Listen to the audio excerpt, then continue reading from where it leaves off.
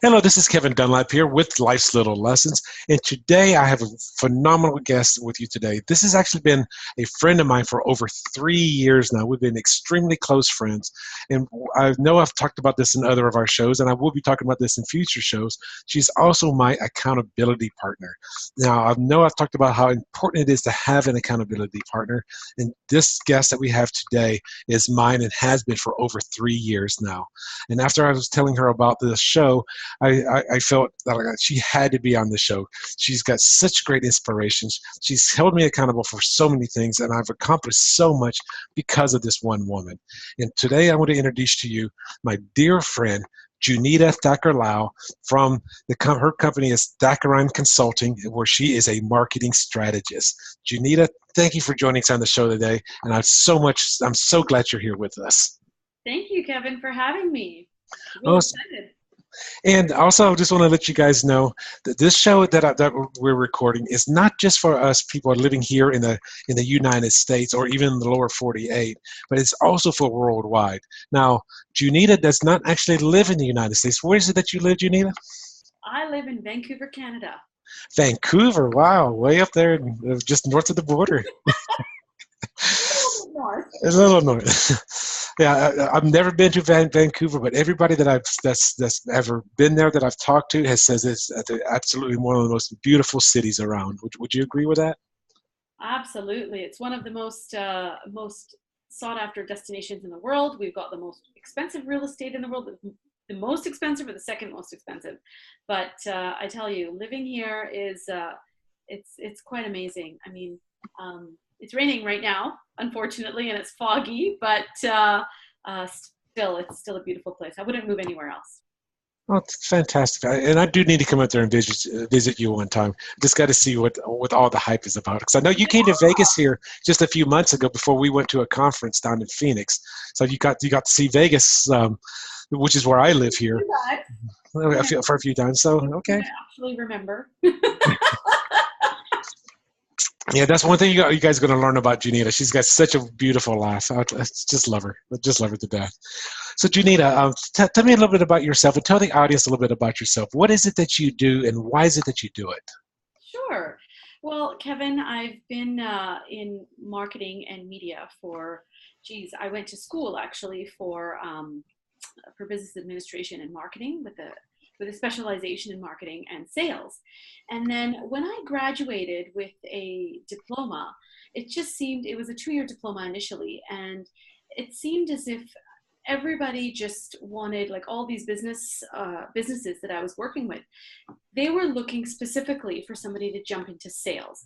And that's where I started to realize that, how the inner workings of businesses kind of work, how it really takes revenue in order to, that's your generator, your business generator. So this is where my interest in marketing really kind of increased. Initially, it was just for the sake of passing my courses and doing my school. And then as I got more and more into it, especially on the media side, I started working for a media company when I was 18. And from there, I went to various different forms of media. I've now been working full-time in media really for about 15 years. And really what I've recognized is when it comes to not just from a sales standpoint, but it's the marketing that when companies look to grow, it's their marketing that forces them to grow. When they're looking to downsize, what happens is you can't cut on your people because your people are your company. You can't cut on your management because without leadership, you've got no company. You can't really cut down on your client base. You can maybe cut down a little bit on your expenses in terms of, where's your extra spending? Maybe you can cut back on your supplies. Maybe you don't, instead of investing in a brand new computer software system this year, maybe we can offset it and do it next year. Or maybe we can amortize our new equipment over the course of however many years. But they always tended to cut their marketing budgets first. And I just found that really interesting because here I am in marketing and advertising, working for these media companies, and what does media do is, well, first of all, when they deliver news, but ultimately they make their money by selling advertising. And advertising doesn't exist. It's an intangible product. You just have to believe in the company which you're giving your money to, and hope that their listeners or their readers or their viewers actually follow through, and then your phones will ring. So you're kind of that's just the nature of the beast, right? So I was just really fascinated with how when companies downsize their marketing budgets, obviously it affects their future income. Let's put it that way. So it may not impact today, but it'll buy them time in order to, I guess, get through the difficulties that these small companies are getting through, or that need to get through. But it's the future that really gets affected. And it's because the future is unknown. These companies never really understood what the impact of downsizing their marketing budgets would mean to them, their sales, and their bottom line. And I can't even tell you how many companies I've seen go through this. It's like this formula. You cut down on your marketing, especially if you're unsure about where to cut down on marketing. And what happens is a year later, boom, they suddenly realize they have no sales. So without revenue, how are they supposed to pay the rest of their bills? It becomes really difficult. So a lot of companies go belly up here. This is where they say that entrepreneurs, 9 out of 10 businesses go belly up within the first year. And that's a huge statistic. Mm-hmm. So I do a lot of work with small companies in order to get them through that. I mean, it's about redirecting your expenses. It's not necessarily cutting back, right? Okay. So I think it was just a lack of understanding in marketing. So I just became really passionate about it years ago, and then I just made a reputation for myself here locally in Vancouver, and then I just grew from there. Okay. Now, let's say we're talking to a starting entrepreneur and they're looking at marketing. Let's just say somebody's starting an online business, not a brick and mortar business. So they're starting an online business. What kind of marketing would you say is most important for that newbie entrepreneur just getting started? What kind of marketing would you suggest that they start looking into? Okay. Well, okay. So even though you're starting an online business, nowadays every business is online. And if True. you're not online, then you really need to think about, what direction of growth you want to go. So the old school way of doing business is what you're saying is brick and mortar. You have a storefront, people come in, they open the door, they come in, they touch, they feel the product. Nowadays, that's kind of going out the door with people shopping online. So now there's several different things here that companies should be looking at. But I mean, the number one thing is, from a marketing standpoint, I would bring it back to, what is your product or service? Clearly define that, so that way you know what you're selling. Okay. Second thing is, who are you selling to? So your target market, it may seem, yeah, okay, sure. Okay, here's this pen. I have this amazing pen and everybody can use it. We've got 7 billion people on this planet. Everybody could use this pen. But that doesn't mean that 7 billion people are going to buy this pen from me. Okay. So I have to really understand, who is it that would spend $5 on this pen, who would spend $10 on this pen, and who would spend 25 cents on this pen. So you kind of have to understand who your user is first before you start marketing. And you'll actually save yourself a lot of pain by doing that. Okay, because you need to know who your ideal client is. I mean, if you have feminine hygiene products, your target market is most likely not going to be a male. There you go. Well, it might be a male. It could be, but it's still not your target audience. Yeah, exactly. That's a secondary audience, I guess. But anyways, but yeah. So really understand who your buyer is, and then once you understand who your buyer is, then it's a little bit easier to craft your marketing message. So first of all, oh my God, I could go on for hours here, sitting here talking about marketing. Well, that's all they're going to, so people are going to be able to contact you later on today. If they would hire you for their marketing campaigns, we'll be giving them your contact information in just a little bit. But I mean, just tidbits for people to take away right away is, I mean, you've got your basic online resources, right? You need a website. And even on a website, keep it simple. Don't clutter it. Just, who, what, when, where, why, and that's it. Keep it easy. Unless if you have an online store. So if you're actually marketing an online store, it's a whole other platform. And, you really should be looking at, that's a whole other ballgame. We can maybe even save that for a whole other discussion another day. But when it comes to having an online platform altogether, just keep it simple. And this is absolutely something, if you haven't done it yet, invest in it. Doesn't have to be a whole lot of money. Even if I don't like to say make a website yourself. I do suggest that you hire somebody that knows how to do it, because at the end of the day, it's your time. Mm-hmm. I'm going to talk about time again a little bit later on, I'm sure. But moving on, the second piece of the puzzle is social media.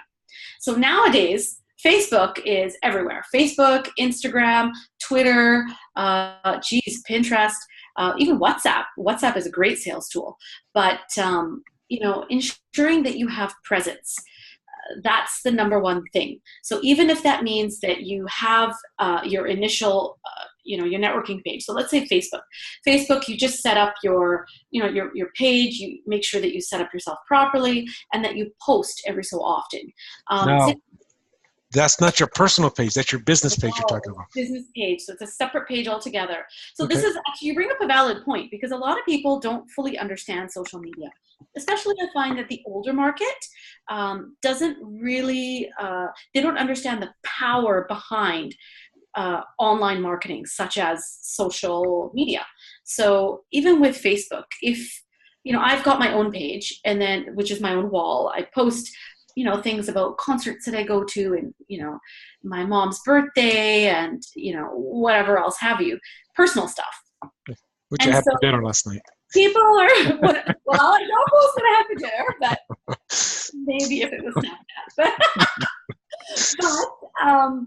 But yeah, people follow me on Facebook, me personally, because they're my friends. We have some sort of a personal connection, or we've done business together sometime or other in the past, or we went to school together, or whatever have you. So they're not necessarily interested in having my marketing message shoved down their throat. Correct. Okay. So now if I have a page which I open, which is just business related, that's stuff that I can post anything and everything professional and keep my personal life separate. So this actually brings you a lot of credibility, much more than you think. It's a really professional way of going. So it's important that you separate those two. Sometimes you can have crossover. Let's say if you have an event, you're trying to sell tickets, but there's a way that you can post onto your personal page and link it to your business page. You say link it or share it? Well, you would share it, but it's like the link is from your personal, from your business page, right? Okay. So people have the choice. You're not in their face. They have a choice. If they want to learn more about it, they just click the link and off they go to your actual business wall. Now, I just want to be clear here that what Junita is talking about here is that there's a big difference when you're creating these business pages. There's a big difference between creating a business page and creating a group. So you're talking specifically about a business page, because a group is about community. Business page is basically just about business. So when you're going, if those of you that are not familiar with this is going to be when you had the choices, at least at the time of the recording of this, when you go and create that page, it's the first one, upper left-hand corner, out of the 6 choices that they give you. That's right. That's right. Okay. I just want to be clear on that. Yeah. But that being said, now speaking about groups, that's actually my third point, is creating following. So, speaking of food that we post, our dinners or whatever, there's a certain followership that you gain for that, and that's mainly friendly and whatever have you. But if you're looking to, book a sale or have people click onto your website, you have to post interesting content. So, I can't tell you how many clients I have worked with in the past who didn't fully understand this concept. So, oh, Facebook is easy. Everybody can do it. And it's true. Everybody can do it. But there's a certain technique when you are posting. So are you using the right hashtags? Are you using your hashtags to the maximum, the maximum available, the maximum quantity available? There's 30 hashtags you can, like, let's say, for example, Instagram. So Instagram is so easy, but I see so many people messing up on Instagram because it's just unknown. So you can use 30 hashtags, but instead of using, like, it's how you post it and which hashtags you use. It helps people to find you. When you're posting, let's say 2 to 3 messages a day, that's acceptable. Anything more than that is like, whoa, unfollow. But if you're on Facebook, because there's so many posts on Facebook, if you're posting about, let's say, 10 times a day, that's acceptable on your business page, because the people that follow you are following your business. Now, that's not all business on the business page, is it? Or is there like a balance between, this is a business post, this is a sale that I'm having, in my store, versus, hey, here's some interesting content on, let's say, in my case, being a business coach. So here's a great thing that I saw that Evan Pagan's talking about, and I'm sharing some of his information, just giving content and even giving accolades to other people. Exactly. So, I mean, there's a difference depending on what you're selling, right? So let's say, for example, if I have a client that is a bakery. So okay. She makes cakes and she makes cookies and all this type of stuff, right? So they probably make about, I think maybe about 10 or 12 different items every day. And they keep it in the bakery, and now they've learned the art, right? So it's about photos is one thing. You have to make sure that the photos that you're posting are of good quality, and that you have the rights to post that photo. So either you take that photo, or even if you buy the photo from one of the photo stock companies, you can actually buy that, but you have to have the rights to repost it. So a lot of times people mess up on that. So that's something for you. But also, you're right about the content. So in terms of what kind of value is she providing? Is she just posting a bunch of pictures of, yummy things that she happens to be selling? That's one type of post. Another type of post is maybe she wants to post about her cake artists. Maybe she's posting about the type of flour that she uses. Maybe she's posting about one of her clients that came in and bought a cake for her son's birthday. Maybe she's posting about her making of the flowers that are on the cake. I mean, there's so many different ways you can post, and all of this stuff is interesting. Your followers like to read about this type of stuff, rather than just, this is $1.99. and please come in and buy this from me, because then you lose that audience. People that aren't going to buy aren't going to buy. That's because they're being sold to, is what you're saying. People don't want to be sold to. No, exactly. So now it's like from 20 years ago when I first started. Now I just dated myself, but 20 years ago when I first started, the whole space of marketing has changed completely with this internet, with the development of the internet and online digital platforms. I mean, it's just, you really just have to be authentic and real and approachable. Be you, don't oversell, don't undersell, and try to give as much value as you can to your user. So who's the end user of this product? Just reach out into the online, like the internet, Facebook, whatever platform you're using, and just reach that person. Even if you just reach one person a day, guaranteed you'll have had 100 people read that message and have an impact in at least some of those people, and eventually that will lead to sales. So it's like an indirect way of selling.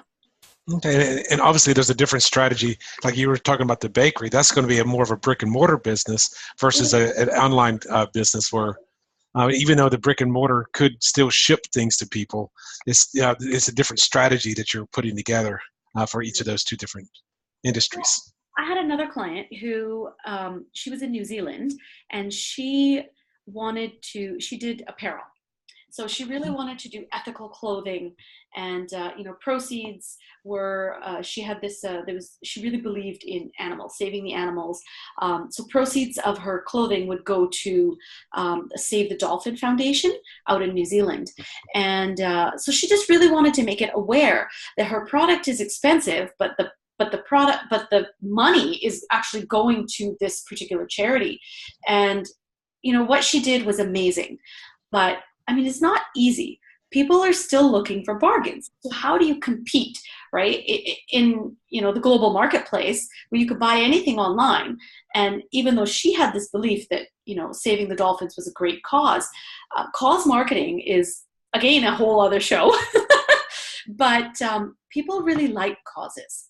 So just getting her product where she's not just saying, okay, well, this is this t-shirt that I'm wearing is $45 New Zealand. In Canadian dollars is like $60. Okay, right? US, 15. For you, it's probably about $40, I would say. I think you guys are at par. But she even though she was selling a physical product, she was only selling online. She didn't have a store. Mm-hmm. She had a bunch of boxes in her basement. She would. They don't have Amazon out in South Pacific. I think they do in Australia. Just opened, but they don't in New Zealand yet. So how does she do this, right? So basically, people would go on her website. They would look at the product that they like, and they would buy. And she would literally put it in a bag, go to the post office, and mail it. This is what she would do.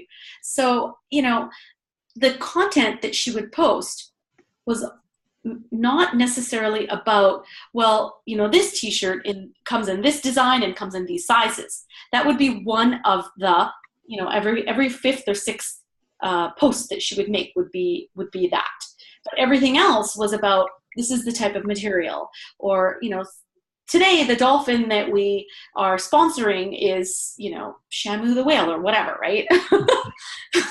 So, you know what I mean? Like, it was always about other things. And then she actually had a following of I think 20, we grew it up to 2,500 followers or something. And that's when she actually decided to take it to a whole other level, which is amazing. So going from 0 to 2,500 followers, and being able to post the right content that is engaging, gets your whoever is following you to actually engage, to like your content, to comment is even bigger. And of course, to share is what we're all looking for. That's the aim. Okay, and I'm going to put you out on a little bit on a limb here, so hopefully don't judge me on this. Let's say if somebody that's not very savvy at copy, with writing that kind of stuff, do you do that kind of stuff for people, or would you recommend? Are there services that write copy for people for their social postings? Right, there are actually. I do this, but it depends upon what it is that the person's looking to do. So I'll give you another example. I had a client. I'm just going to give you examples. I had a client who's local here. He owns a bridal salon, and they sell clothing, and it's specifically Indian bridal clothing, and it is very high end. So they do affordable pieces, but they go all the way up. Like, affordable meaning, affordable to me, I'm thinking is like $500 is so cheap for any sort of wedding gown. Indian bridal gowns typically average between $3,000 to $10,000, depending on. And this is traditional. Kleinfeld's kind of a thing, but okay. Here in Vancouver, anyways, so he wanted to get exposure, but he just didn't know how. And he said, I can't post on Instagram. I don't know what I'm doing. I just post a picture. Like, what do I do? So, in terms of content, the first thing I said was, we need to hire a photographer. So he hired a photographer. The photographer, typically, I don't know what they would charge, depending on, if you have a photographer friend, even better.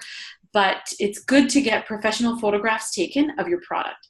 So he just like outfit after outfit after outfit, he just put it on the like a mannequin, took a picture, replaced it, took a picture, replaced it. And it was all about the lighting, the backdrop, making sure it's professional. Mm-hmm. And then on each picture, we put the logo. And then I said, okay, this is your template. I'm going to do one post for you with his logo on it. And then I said, you're going to take these hashtags and you're going to copy and paste with every single post. And I want you to do, and it was 200 pictures. And I said, I just want you to go through this and let me know how you do for followership.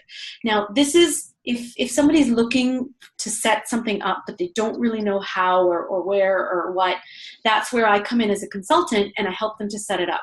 I can do it myself and not have him post anything, but just continue to post it.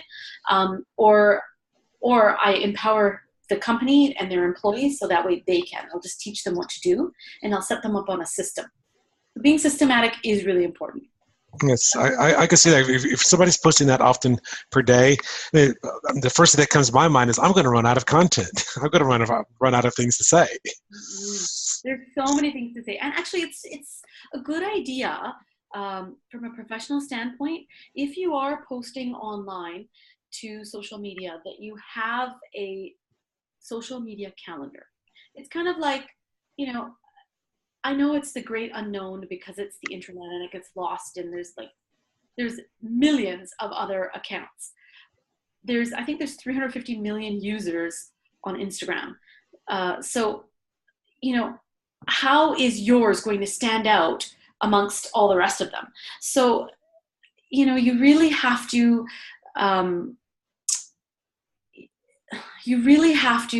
think about what it is that you're trying to, just go for that end user, whoever that user is, and just do whatever it is that you're doing based on that one person. It's really not difficult once you get into into things. So for example, I also do events. So when I set up an events calendar, you can't do the same event with the same clients, with the same, for the same purpose, the same reason, the same theme. You can't do that every single day, 3 times a day.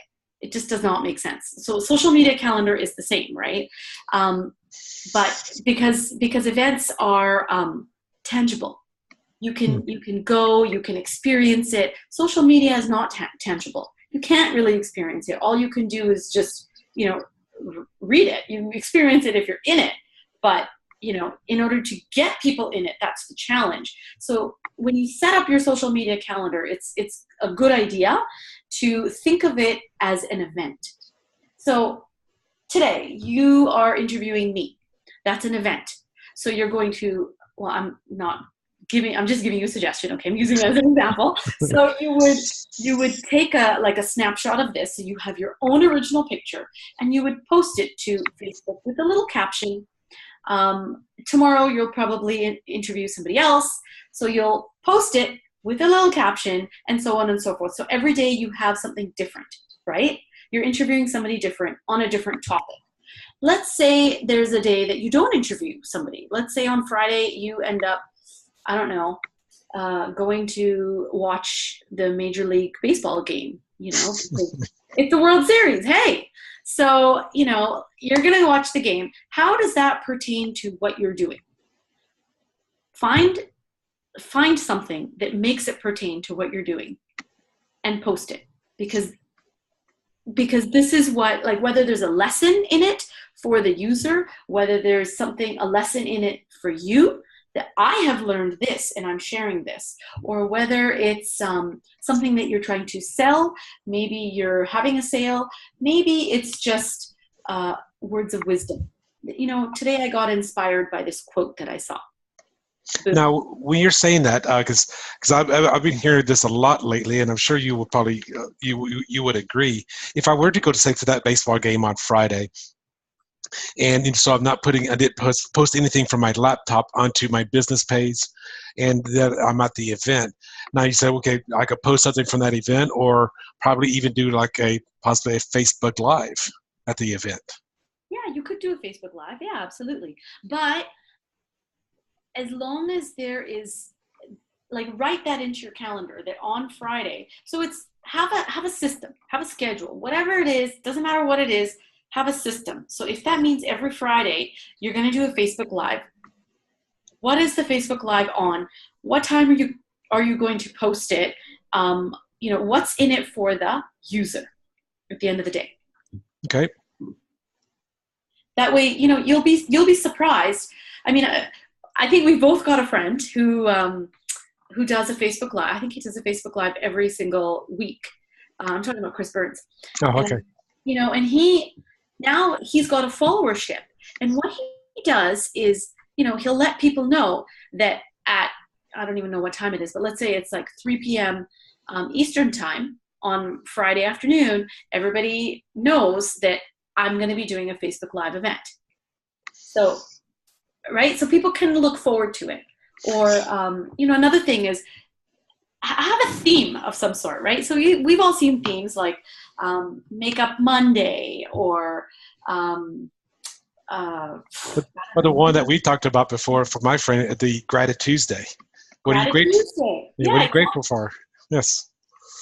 Exactly. So, I mean, if you have this sort of a theme, so every day is a different theme, then your posts get a lot easier because then you know what you're going to be writing about. Well, you can also preload it. I mean, I'm sure those of you people out there that listen to this podcast probably know that this is not live. This was actually recorded and then it was posted at a later time. So when Junita and I are talking now, it could be a day, it could be a week before it actually goes live, and it could be 6 months before you actually heard it for the first time. Because in the podcasting world, once you put it out there, just like a YouTube video, you never know when somebody's going to see it, as versus that as well. But I do, and I just had a kind of a revelation when you talk about the whole thing about being consistent. Now, those of you out there that are listening to this show, how many of you ever watch episodic television? You ever watch a TV show? Yeah. Because that TV show comes on every Sunday at 7 p.m. That's a perfect example. And you know what? People don't miss it. And if they do miss it, then they just PVR it. Right. It's like this podcast. If you missed an episode of Life's Little Lessons, you just go back and say, oh, I missed episode 3. We're on episode 6 now. I just go back and re-listen to episode 3, and just do that. So, yeah, that's perfect. I'm glad you mentioned that. So thank you, Junita. Yeah.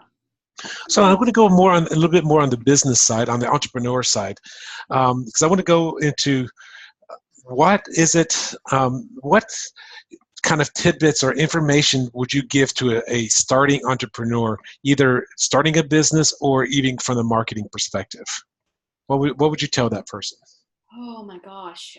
Because you've been an entrepreneur on different things, and so some of the stuff that we haven't shared yet, and I'm going to go and share this right now, is one of the things I'm so proud of her about, because she's what's called an MC. She puts together, which is the person that announces at the events. So you've been speaking in front of thousands of people, even to over 10,000 people that you've done before. So you've also been on a TV show, on an interview TV show. What was that show called? In Vancouver? Daily national talk show out here in Canada, and it was called Let's Talk. Let's Talk. And what was the name of the show? It was called Let's Talk. Oh, then who was a host? The host was Harpreet Singh. Harpreet Singh? Yeah, so he's been doing it for years, and I actually stopped doing it last year, and he's asked me to come back, so I actually think I'm going to go back. So they could actually, and you guys can actually, you can actually go to YouTube and type in Junita Thakorlal, and you can see all kinds of shows that she's been on. I mean, one of the shows I was impressed on was you were actually interviewing an Olympic athlete on the show. That's right. Yeah. So, I mean, it's cool that I was able to get into or have these types of opportunities, but a lot of times you create your own opportunities. So that's actually a message that I think all entrepreneurs, they're like wired with this in their brain already, that they see opportunities even where opportunities don't exist. So when you think that, you get down on yourself or your luck or things aren't working out, just be patient with yourself. That's my message to you, is be patient with yourself, continue to believe. Don't I mean, we're all guilty of getting discouraged, and it's okay to be upset. It's okay to be angry. It's okay to be sad, but just don't give up. Don't lose hope. Continue to believe in yourself, and eventually, over the course of time, you will see light at the end of the tunnel. And I'm glad you said that, because one of the things that Junita and I have talked about over the last few years is myself, I know I'm guilty of this. I know Junita is guilty of this. Essentially, any other entrepreneur that I've ever talked to is also guilty of this, and is not what are the words? It is not appreciating the accomplishments that you've already done. Yes. That's something that we didn't used to do. Like, we would talk about all these amazing things that we wanted to do, but we never really stopped to celebrate our wins. So yes. I actually learned that from a client of mine, that, hey, you know what? Let's talk about our wins this past week. And I was like, yeah, wait a minute. I did a lot of things. And it's when you and I started talking about it, that's when you really start to realize how far you've come. Like, when you look behind your shoulder and you think, you know what? I actually did do a whole lot. Right, because I wrote 2 books. One is the Designing Your Own Destiny, and the other one is Least Options Made Easy. And people come to me, it's like, oh, you're a twice published author. While Junita here, I don't think you've published a book yet, but you look at me, it's like, oh my gosh, that's a great thing. And I look at it as like, okay. But then I turn to Junita, it's like, oh my gosh, you've been on TV, you've done this, you're now editing a magazine. Oh my goodness, you're doing so many things. And the reason I'm saying this is, whatever the things that you guys are doing out there, look at what you're doing. There are so many people, even if you're not happy with the job that you're doing, there's so many people that are going to most likely wish they had all the great things that you have going on. So appreciate those accomplishments, celebrate those accomplishments, and then also look at those things that you've done and how can you use those in yourself as you're building your new business, regardless if it's a new business or actually escalating or scaling one that you currently already own. Just look at those accomplishments and take heed to those. And I would say even share it with other people. And I'm not talking about in a bragging way. I'm just talking about, this is what I've done, just so that people would be looking up to you, saying, "Oh my gosh, you've done so many great things." Mm-hmm. Actually, you know what? It's important to further to what you were saying, is when you actually share what you're trying to do, it's so scary because you're putting it in the public domain. That, hey, this is what I'm going to do. But Kevin, I must say, I'm really proud of you for doing that. Is once you decide, and once I hope that people learn off of this, because this of you is something that I'm even learning about, is when you put a stake in the ground and you say, hey, you know what, especially in a very public way, that I'm going to do this, and if you don't follow through, you feel like automatically there's this push to help you to follow through, because you made it public. You told somebody. You told actually the whole world that you're going to season 2. And you know what? Here you are doing it. So I'm really proud of you for doing that. A lot of people don't have that kind of guts. Like, I may be on TV. I may go out and do speeches and speak in front of thousands of people. But I don't have that kind of courage like how you have. I'm very, like, we went to a seminar and I was like, oh my God, we have to record a video like right now. I need so many things. I need a script. You know what? I need questions. I need hair. I need makeup. I need a cameraman. I need all these things. No, you really don't.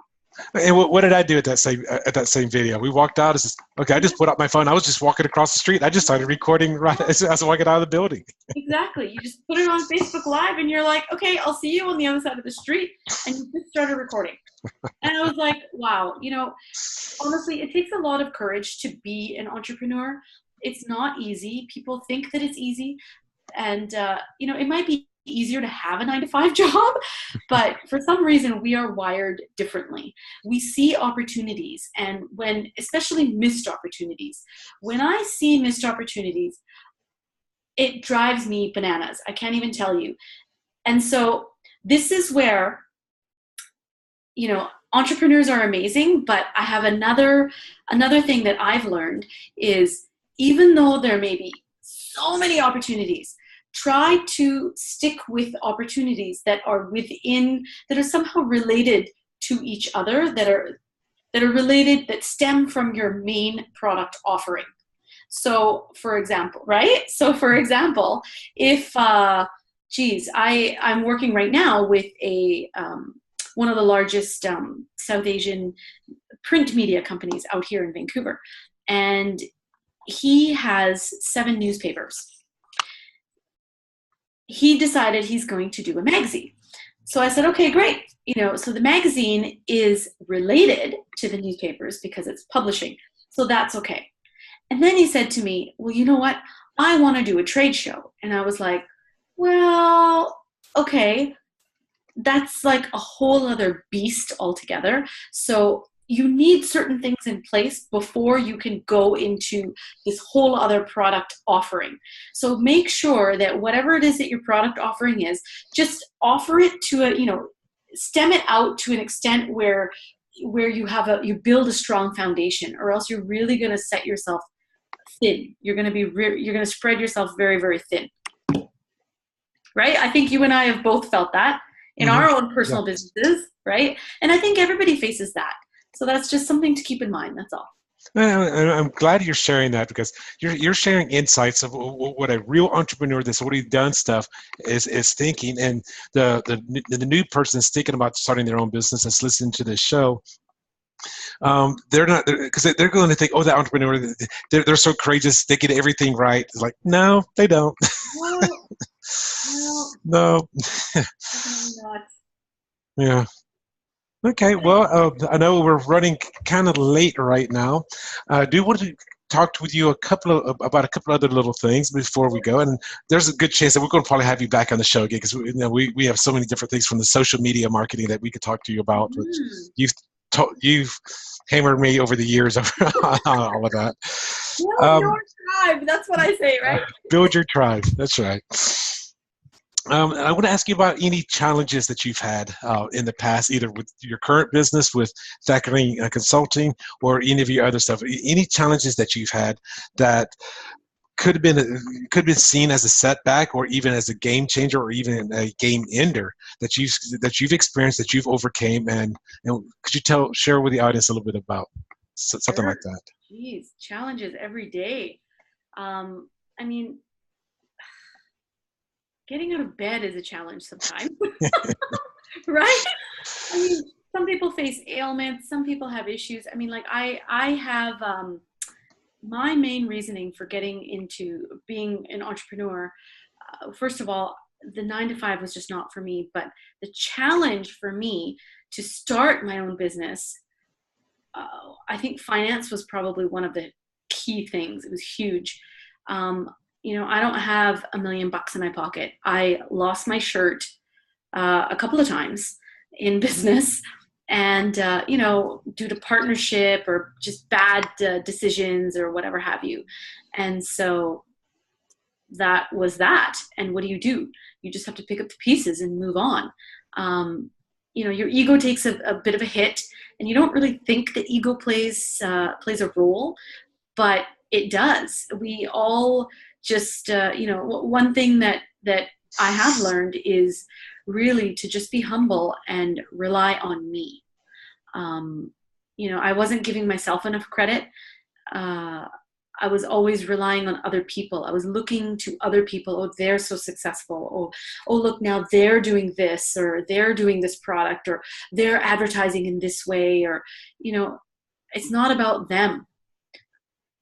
It's, when I bring it back to me, I think this is now the 3rd time I'm saying this today, is I really had to think about who my user was. And when I zoomed in on how I can help that one person with their business, it really helped me to just grow and expand. Because, I'm saying no to business that I don't want to take on, because either I don't, their business model just doesn't speak to me, or maybe I can't help them, or, ethically my morals just don't stand with that. Whatever is, I'm blessed now that I'm able to have overcome the financial challenges. So now I'm able to say, no, I don't need this business. Another challenge I would say is time. As a woman in business, there are so many things and pressures that are put upon us. First of all, I do have to take care of family. I have to do, to be the good Indian girl where I do the cooking and the cleaning and all that stuff. But I also have to look after my parents. I also have to run a business. I also have to do all the banking and all the legalities, pay my mortgage, like I have social engagements. I volunteer a lot in my community. I'm always volunteering. And if there's a cause, there's all sorts of groups that come to me. And if their cause appeals to me, I can't say no. I always say yes. So I'm overcommitting myself. And for a long time, I really felt behind by way of time. There was just never enough time in the day. So I would double book my friends. Can you believe it? So I would actually double book, and then I'd be late. I'd be late everywhere. Oh my gosh, I would be late. And so I lost credibility. Like, oh, Junita, you're always late. Oh, Junita, you canceled 2 times already. Are you going to cancel again today? So, I don't blame them for saying stuff like that, because I wasn't aware. I was just trying to please everybody. And that's not how it works. I really had to stop and take care of me. Think about what are all those things that make me tick, not just as a person, but as a woman, as a daughter, and as a businesswoman, woman of color, as a leader in my community, as a mentor. What do all these things mean? And each of those things have a place. So I actually, this is through our time together, is I would time block. Oh, you talking about for our accountability calls? Yeah, I would time block.